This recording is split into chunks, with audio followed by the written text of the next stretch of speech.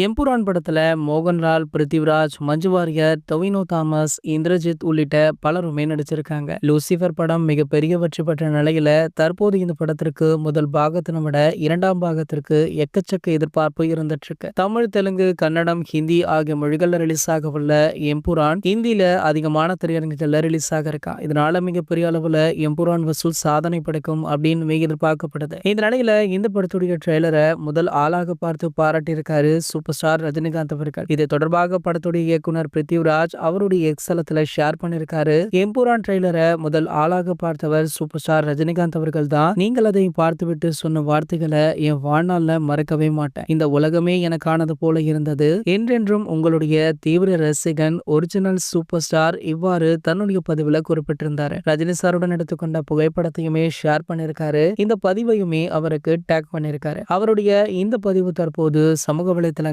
வேற லெவல்ல வைரல் ஆகிட்டு இருக்கு. லோகேஷ் கனகராஜ் இயக்கத்துல கூலி அப்படிங்கிற படத்துல சூப்பர் ஸ்டார் ரஜினிகாந்த் அவர்கள் தற்போது நடிச்சிட்டு இருக்கார் அப்படின்றதுமே குறிப்பிடத்தக்கது. இது போன்ற சினிமா செய்திகளை பத்தி நீங்க உடனே தெரிஞ்சுக்க நம்மளுடைய சினிமா கொட்டா அப்படின்ற நம்ம சேனலை சப்ஸ்கிரைப் பண்ணிக்கோங்க.